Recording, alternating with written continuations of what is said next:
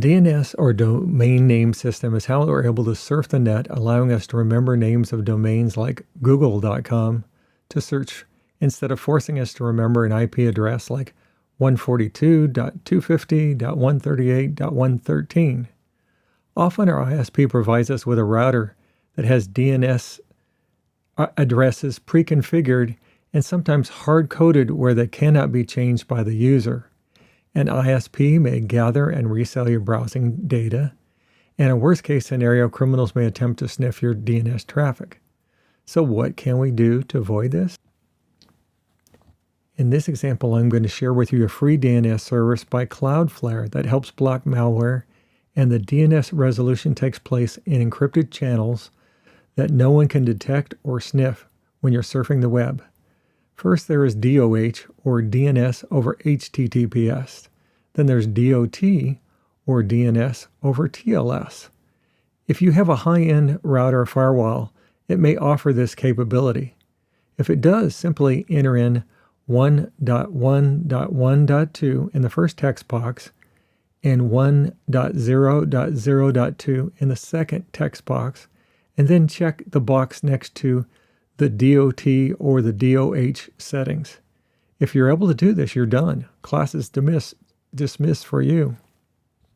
If your router does not offer the ability to change DNS settings or does not show settings for DNS over HTTPS or DNS over TLS, don't worry.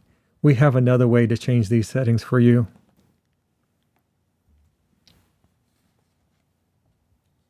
Go to the URL in the top of the page, and it would tell you how to change to DOH or DNS over HTTPS in your browser.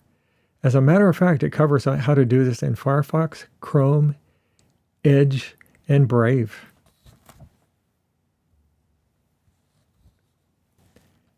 Here is a screenshot of how you configure it in Firefox. Set the user provider to custom and type in the URL that points to the IP address I mentioned earlier that blocks malware. Then remember to check the box Enable DNS over HTTPS. Now that URL at the bottom of the page was rather small on the previous page, so I thought I'd write it out in large letters for you. According to Cloudflare Online, the above URL can be utilized for malware blocking servers and used in custom DOH in the browsers. And again, it replaces the IP addresses 1.1.2 and 1.0.0.2.